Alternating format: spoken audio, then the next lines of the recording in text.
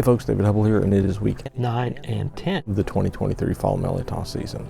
Now, I'm not wearing sunglasses to try to be cool or anything like that. Just so happens I have a busted blood vessel in my left eye from sneezing hard, and it's kind of unsightly, so I'm sparing you with that atrocious view. But anyway, not a lot has changed. This will probably be the last video I will do until I see some more progress, and I think there may be some more interesting developments, but probably not enough to warrant a week-to-week update. So let's go check out the Mirliton vine and we'll see what we got there. Well folks, I'm back again. It's week 9 of the fall Mirliton season. Normally this would be about week 13 or 14, but because of the late start due to the summer doldrums, it's only episode 9, and it might be the last one for a while. May have to space them out a little bit, but you can see we still got flowers coming in. For those who are referencing, it is December the 3rd, first weekend of Advent. So anyway, I'm just going to look around and see if I can find any surprises.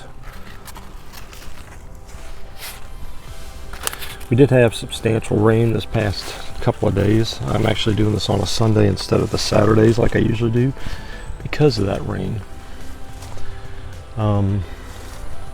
Dr. Hill was asking in the previous episode if I was planning to cut back my vines this year. I think what I plan to do is to maybe do I don't know if you call it a side-by-side comparison, but I think what I will do is for the main older vine, Old Faithful, that I know should come back, I think what I will do is cut it back. One thing, it'll be a little more manageable to handle if it's cut back, but it probably also has the greater potential to produce. Although, as we learned from folks last year, we saw that a lot of them tend to have great success, even with a 1-year-old plant. So, like I said, same old stuff. Acorns falling.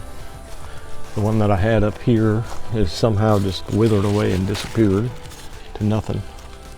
So we'll just go straight in. I don't think there's anything up there. Anyway, I'll just go straight in and see. Let's see, here I am again underneath the Mirliton vine. Sounds like that would be the title of a book. I see, like I said, male flowers, mostly buds. I'm not seeing, other than a female just now, I'm not really seeing anything. Now, I do have up there, I can get to it. Let's see. There's one maybe progressing. But they're not really going very fast.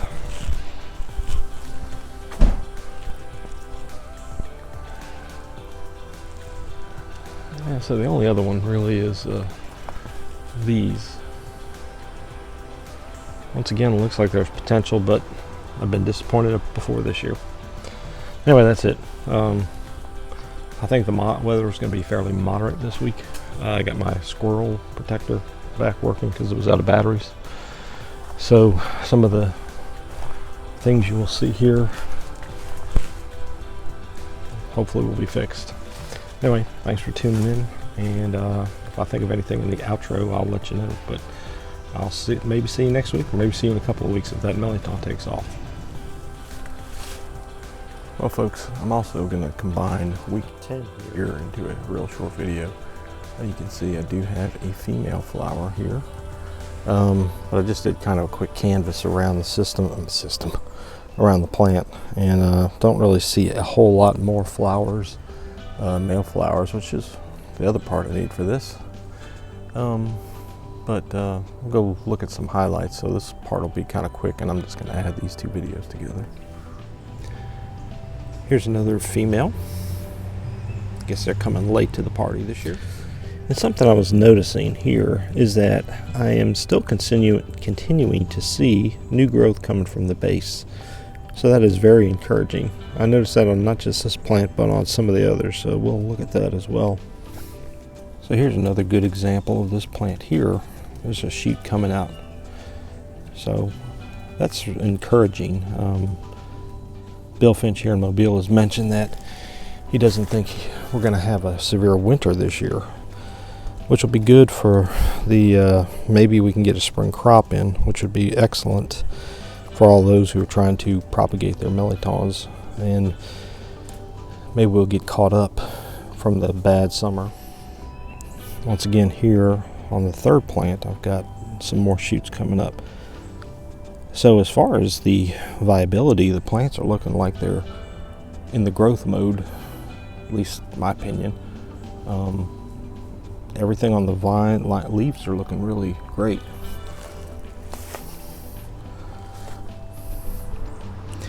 Here on the fourth plant, and maybe this has always been happening and I just haven't really paid that much attention to it, but here in December 10th or 9th, it's really interesting to be seeing this.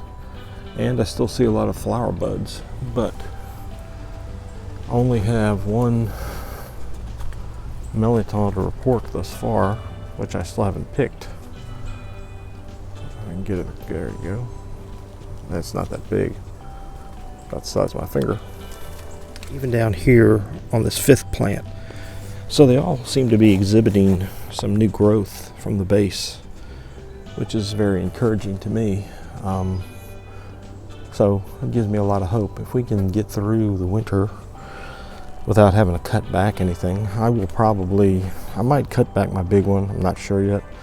Some of the smaller ones I may not, or since it's not growing all over, it may be more manageable just to cover it with visqueen if I need to and overwinter it. But as long as it's going to be above 32, I'll probably keep using the sprinkler method. I did that last week, and I think I'm going to have an opportunity maybe Monday for the same thing to happen. I think it's a male flower I might be able to use. So we will then keep that practice up until maybe through the cold, wet winter, and if I'm lucky, maybe the plants will just take off even more, and maybe we can bounce back from the heat dome of 2023. So there you go, folks. Week 9, a little bit of the same of what we were seeing. Week 10, however, starting to look a little more interesting. Like I said, we're starting to see new growth down at the bottom, which I find interesting just due to the fact that shows the plants are still viable and they're still growing. The greenery still looks very lush. I mean, if this would have been 3 months ago, it would have been more appropriate, but unfortunately, what we're seeing now is kind of heading into the winter months. And as I alluded to in the video, Bill Finch, our local garden guru here in Mobile, doesn't seem to think we're going to have much of a harsh winter. So I'm going to try to do my best not to cut the vines back this year. I'm going to try to break tradition, and unless I see it getting underneath 30 degrees, I'm just going to either try to cover or try to use the water spray system that I've been using fairly successfully. So anyway, I appreciate everybody's followed these last 9 weeks, and I know it's been a difficult one for everybody because a lot of people are still looking for Mirliton vines and seeds. So check out mirliton.org, mirliton.org.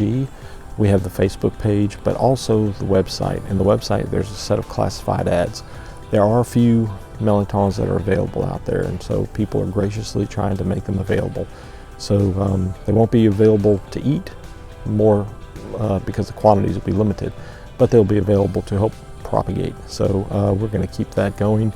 We're in the works of trying to reignite the Ishreal Thibodeaux program as well, with a few that we have found. So hopefully maybe next year at this time things will be a lot better and everybody will have all the Mirliton they care to enjoy.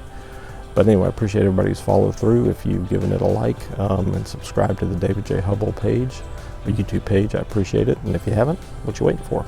Come on. Anyway, I'm hoping to focus on that. You'll probably see a lot of Louisiana-centric foods and subject matters on there. So please feel free to check it out and subscribe and share with all your Mirliton-loving friends. You can also find me at the Rainy Cajun podcast with my cousin Jeremy Hubbell. So we've been putting out a lot of content, and we'll continue to do that for a while. Got a lot of great people to talk to and interview. And if you know of anybody that would be a great guest or a great product that comes from Louisiana that we should feature, please leave them in the comments section below or send them to me at rpcajun2r@gmail.com. Appreciate everybody's time, and I hope y'all have a great Christmas if I don't see you before then. Thanks.